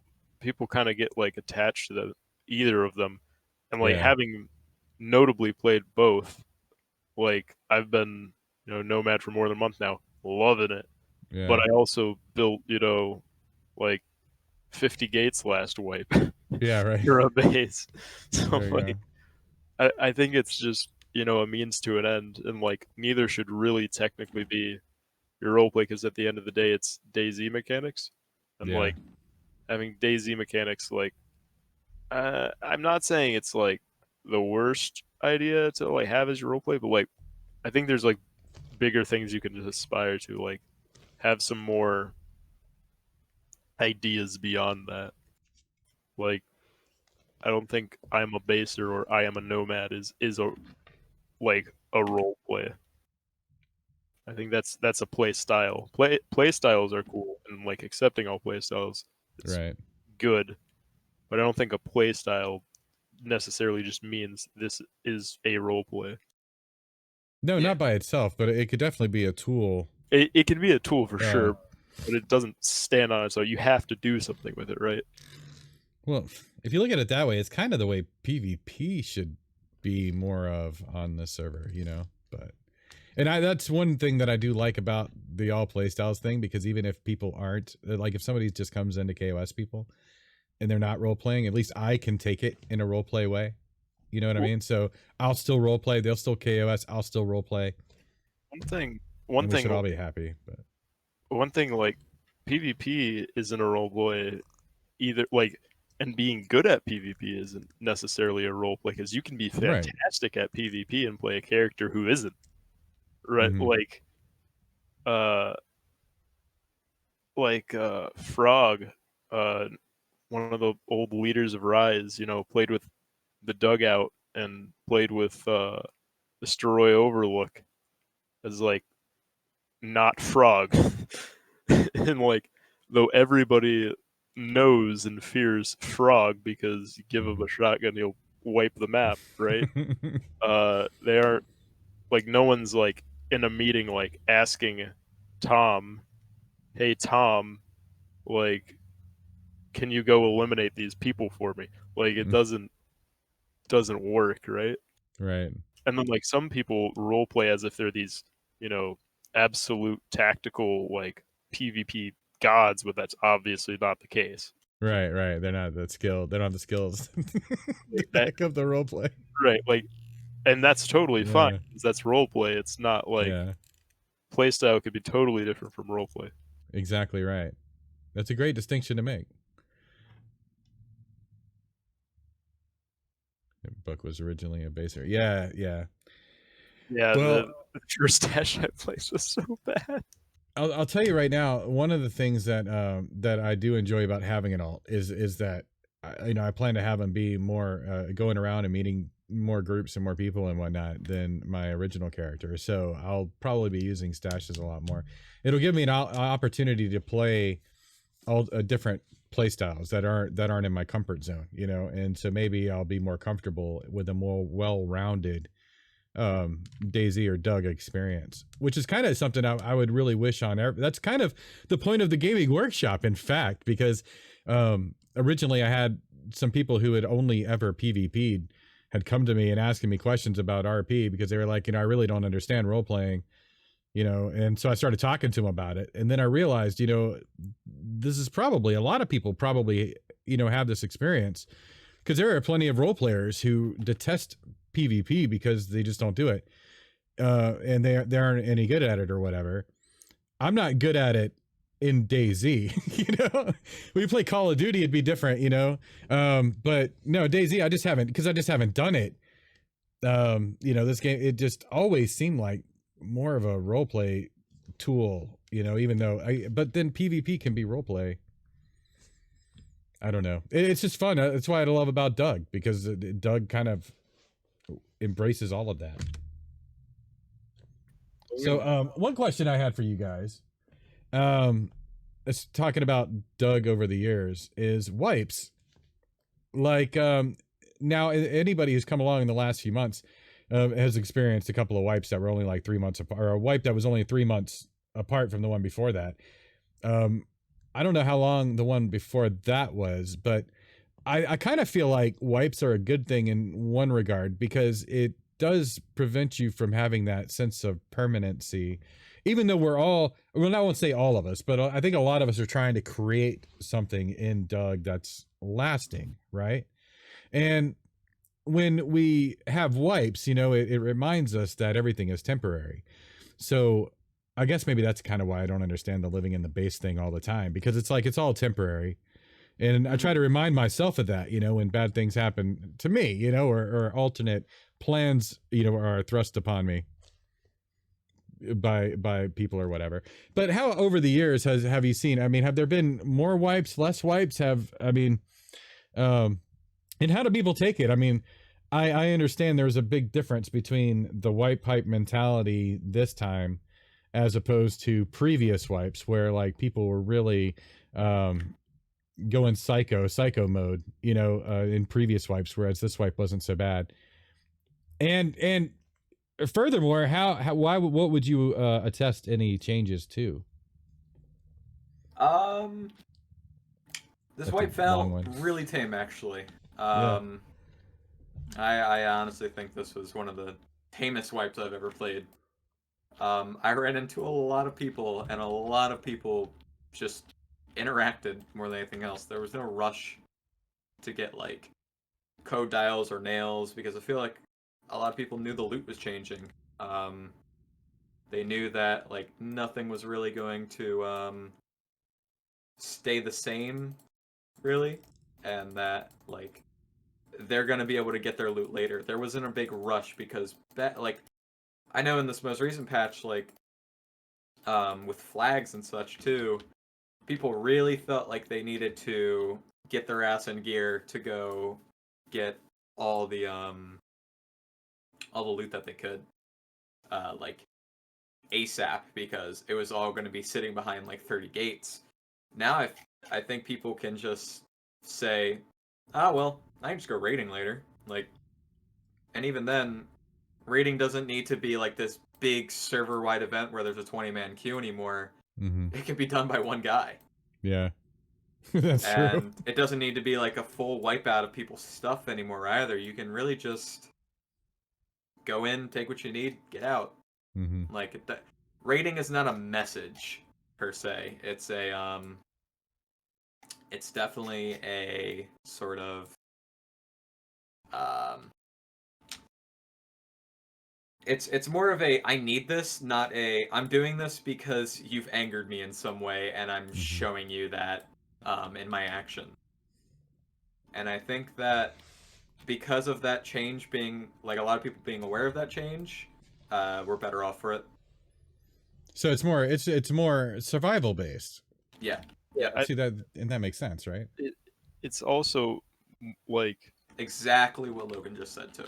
It used to be like if you raided someone and you took their barrels, you were taking away their ability to store weaponry. You're disarming them. You're like quite literally in RP taking away their capability to field weapons against you, and that actually meant something. Like if you literally take away someone's ability to fight back, but now they can have that still, and so its rating has been reduced in RP to basically like a home invasion / burglary, Right. which is in line with what I think There you it should go. really be, because like you shouldn't be able to just raid someone and say I win, role play, haha, get role played on, right? Yep. I Yep. think it should mean a lot less than it used to. That's actually a great point, because we did a gaming workshop not long ago and talked about the winning mentality, and that because the idea is, I mean, it's a role playing game, and in a we're a role playing server, and in role play there really is no winning and losing. It's all story based. And when people come in and they're all focused on the loot and the rating and that sort of thing, which I guess is what, is what, well, I don't guess, it's true. It's what the Build Anywhere stuff and, the big bases and all that stuff kind of promoted. People kind of would lose sight of that. And so that's another, I mean, it's another example of how the change is positive.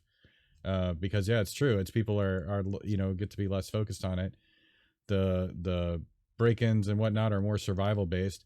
They're easier to do, like you said, and that's another thing too. If it's only one guy coming in and stealing stuff, you're likely to end up with more stuff at the end of it than if it's like 10 guys, who come in and Yeah. wipe you out, because they all want stuff. People broke in and they took a Doug card from us. Yeah, I'm still baffled at that. They broke in and they took a Doug card. I'm that's like, something I might do if I could. I collect Doug cards. I have yet to get a full set. no. I mean like the Doug card itself, not even just like the set, like the single card. Like they took the Doug card.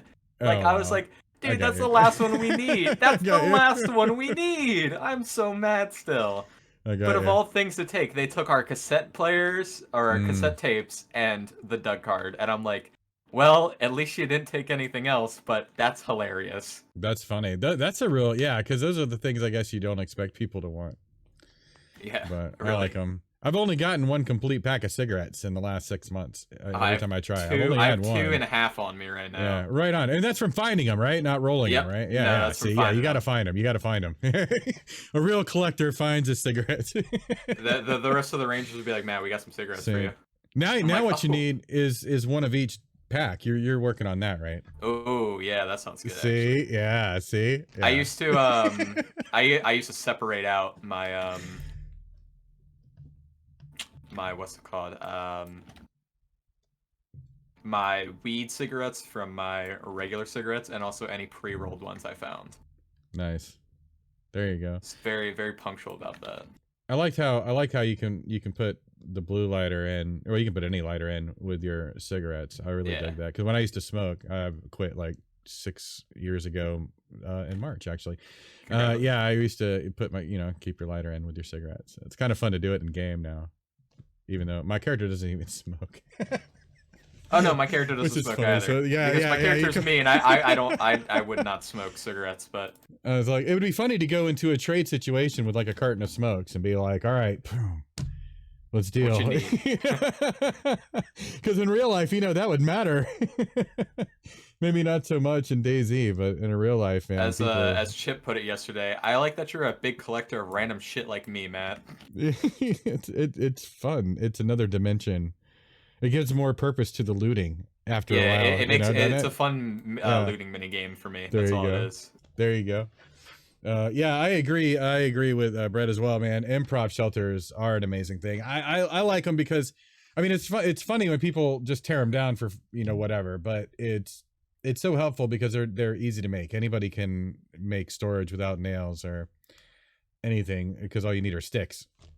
Yeah. So yeah, improv shelters are fantastic. They make storage accessible for everybody, which I'm a big exactly. fan of. It's an option. Everybody has the option. Whether I mean, obviously, you don't just put important stuff in the middle of a tent that's accessible, but still at the same time, it's still got to be better. It's better than nothing, because you still want to store some stuff, and some people, people aren't always going to clear you out. So I don't know. That's definitely a way that the game has improved, though, and the server has improved. I'm really happy with being able to bury like dry bags, and stuff like that, because I mean, again, it makes, you know, the stashing thing more accessible, but yeah, it does. It takes a lot of pressure off. Because even as a role player, it's like I said, you know, the only things I really store are like clothing and tools, you know, for doing my job and character and all that. Which, by the way, I've also noticed, and maybe you guys can help clear it up through your yearly experience, but it doesn't seem like nearly as hard to find basic tools like shovels anymore. Oh I mean, yeah. right? Right? That's There's like shovels everywhere. that is a So, direct consequence of the flag fix. Flag fix. Yeah. Yeah, It's a we're- fix. you think Where so? Why so? So the way the DayZ CLE works, I think Diesel is in the chat, so he could really correct me when I inevitably get this wrong. Right. But if you know an item's on the ground in the world, or like in a inventory on the ground, Right. it's counting, you know, and it's being tallied up by the server for like the number that the server wants in the circulation. Mm-hmm. And so when the timers hit for either more to spawn if some have been taken out of circulation, or well, then like if they're all on the ground, you know, in someone's base, they're still in circulation, but they aren't actually in circulation, right? Right. And so it makes it artificially scarce when everything's just on the ground in someone's base I got under you. a flag. And so like all those not being there means that they're actually in the world. Diesel can do much better at explaining that than I can, and I could be wrong, but I'm pretty sure that's reasons. Well, that's interesting because it does come up in Doug Discord a lot. You know, people are talking about the CLE. My favorite question, and one that makes sense to me, because I don't understand exactly, like, you know, you phrased it way better than I could. But the part of it that I understood was like, you know, if there's too much of one object in the world, then it's less likely to spawn. That the layman looking at it. So to me, like if I have a box of nails, and I know this has come up before, that's an object, and I do understand that in programming. And if you open a box of nails, that box of nails vanishes and then becomes a new object, right? Like that's how I perceive it happening in DayZ. It becomes a new object, nails, and then that new object then would take up whatever's in the CLE. But I guess regular nails just don't spawn anyway. Yeah, regular nails don't spawn. And another Right. So is I that- mean, does that make it? I mean, as far as you know, because it's a good question, I think, for somebody in the know. But I'm curious about stuff like that because I do. I just unbox my nails, you know, and you can stack them better that way anyway. But you know, it seems like it would increase more nails in the world or more boxes. I think on Doug specifically that I'm not sure that if this is true for DayZ in general, but player inventories, as well as I think so like if you log out, your stuff is not counted, you know, for the server tallies and the numbers for that. And then there if you put it in player storage, like a barrel Mm-hmm. or something like that, or you bury it, I think the mod team did a thing where now, like, one of the reasons we can bury so much stuff now is because it doesn't count towards the caps anymore. I see. Oh, right. Yeah, So- it doesn't affect this. That's what I mean. That's what it Yeah, would mean. so But it like doesn't affect the CLE, right? Okay. so like that means that as long as you have a box of nails, even if you don't unbox it in the right place, Mhm. theoretically more nails would spawn. I see. But like the actual numbers are vague, and not only are they vague, they're confusing, and we can't really Rufus. figure them out. And I think that kind of kill some of the the fun, Mm-hmm. you know. So it's almost better not to know. But like Mhm. the system's working as intended. Flags basically stop the system working as intended. Well, it's really that's really amazing to see that. I mean, because it is noticeable in regard. If you're a looter, it's noticeable for sure. And well, that's one of the unique things about DayZ. Its CLE, like when it came out at least, was pretty advanced. The way things were, doled out by the servers. that was one of the like selling points of it. Mm-hmm. And it's like this feels the CLE wise similar to the way it was when I started playing a year ago, and all of a sudden this artificial scarcity that came in and things are working again. Mm-hmm. Like this is what I would consider normal. Nice. I do like that things disappear now, because 6 months ago it was like a week or two before what I think 1.9 maybe, I forget how it's numbered, but it was the one where things just stopped despawning altogether for a while. And so it was like, when you're running around a town, you drop stuff like in a certain spot, you're just like, I don't, I'm carrying this useless thing, and you drop it. Then you come back and it'll be there for like a week, So it was like, for me, CLE or in the loot, and despawning, all that stuff has always been up in the air and has been changing constantly since I started playing. So it's interesting. I mean, how do you guys feel? Going back a year or even 5 years, how do you guys feel about the differences in the loot and the CLE and how they pertain to Doug? Because again, it's tweaked intentionally. How do you guys feel It's about pretty it? easy to say. I'll be right back. I'm gonna listen to you guys though while you're doing it. All right. I think it's pretty easy to say, at least for my end, this is still probably the best it's been since I've played. Like, there's no like really janky spawns. You can pretty much find everything if you want to find it. I don't know. I don't have many issues with it. I'm actually a big fan right now. So I like how if you want it enough, you can get it, because there's been times where like certain items are basically unobtainium. Like there's not an amount of other lower value things you could give for it. Like certain wipes that would be barrels or like NVGs or something like that. And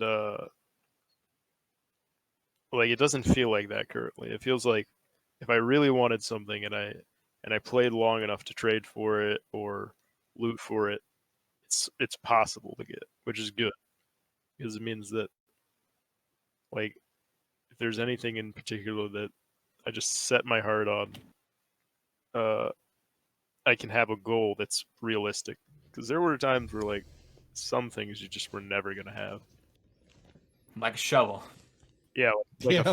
a field shovel was worth Yeah. so much last wipe. Like you couldn't trade an AK for a field shovel. Nice. I still haven't had a field shovel. I've seen them. I've seen two, but I haven't had one. So not myself. But even then, that's still cool to because I didn't even know they existed. To be honest with you, before the last wipe, I don't think. Yeah, I mean, like there's a lot of things that some of the rare items that you won't see normally unless someone brings it to your attention or you play it for a long time. But the CLE's in a good spot where it's technically possible to get all those right now if you really go out and look for them. I think it's interesting when I'm running around and I'm like, man, it's like all I need now is like a pliers. If I could just find a pliers, and then it's like 20-30 minutes later I find a pliers. I kind of find that to be nice. I don't know that that I would say it's overdone either, because I was thinking about it from the hardcore aspect, like maybe it should be harder to find things that aren't now. But then again, I mean, I've played it when it has been harder to find certain things, and it's you don't want it to feel impossible. Yeah.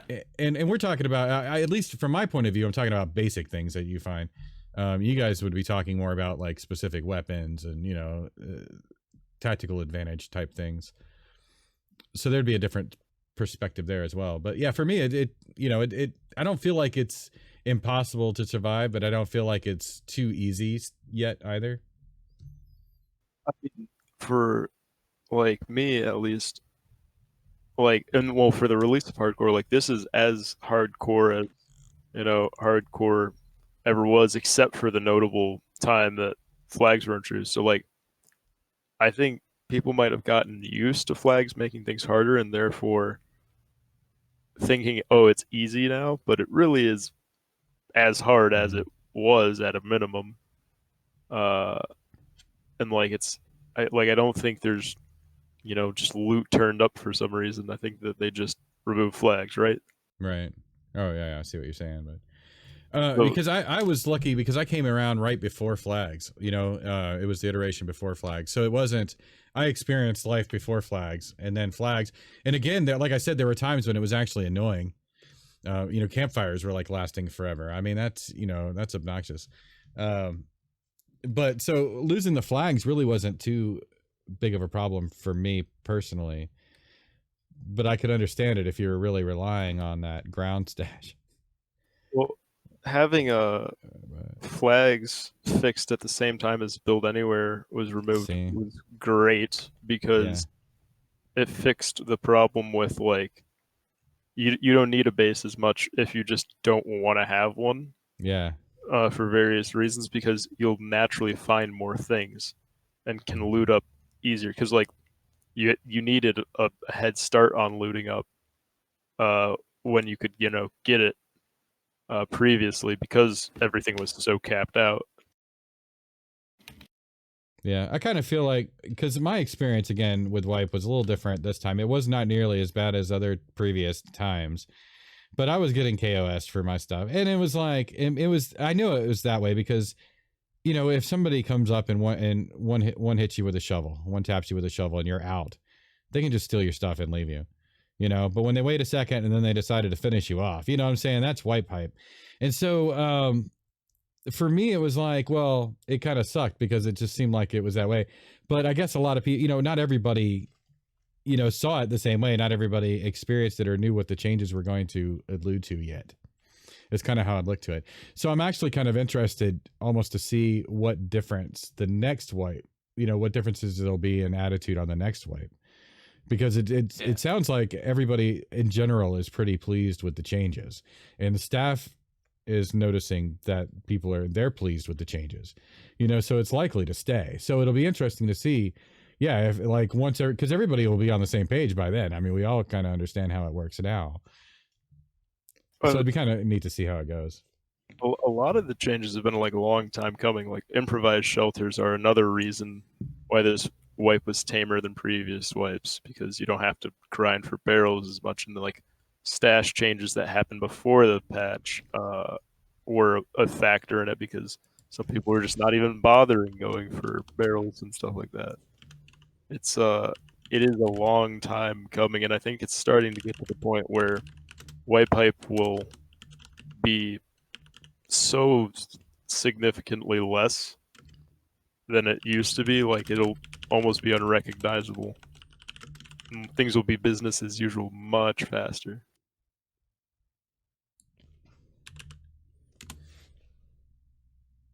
Nice. Oh wait, did I do that wrong?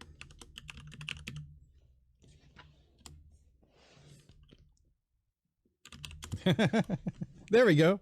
There was a delay. I was like, man, what is the world? I know that I did the right command. I was gonna pop up my Discord stuff. You guys don't mind me. So anyway, I guess what would you guys say overall?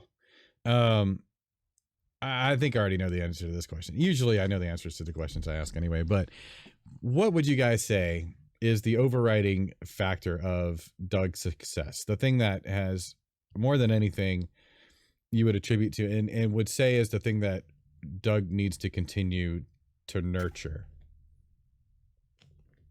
I would say the same thing I put on my app when I applied for the service, just like it's not your generic DayZ experience. What you find on Doug, you can't find on any other server, in my opinion.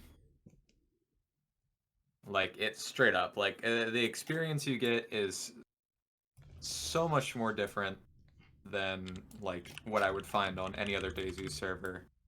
And to try and replace that is just such a tall task that when I see people are leaving the community and they're like, we're going to this server, I'm like, all right, well, you won't have what you're looking for there, honestly. And it's not even a jab at the other server. It's just like, that's what Doug is. So what are you saying? It's the inclusivity of the community? Yeah, the inclusivity and also just like the experience that you find on Doug is just unparalleled. That's my big point, I feel. What about you, Buck? There is a real dedication to quality that, you know, it starts at the mod team, like creating some fantastic, like, you look at other DayZ mods, they're not the Doug mod, right? they're not what's being implemented on Doug.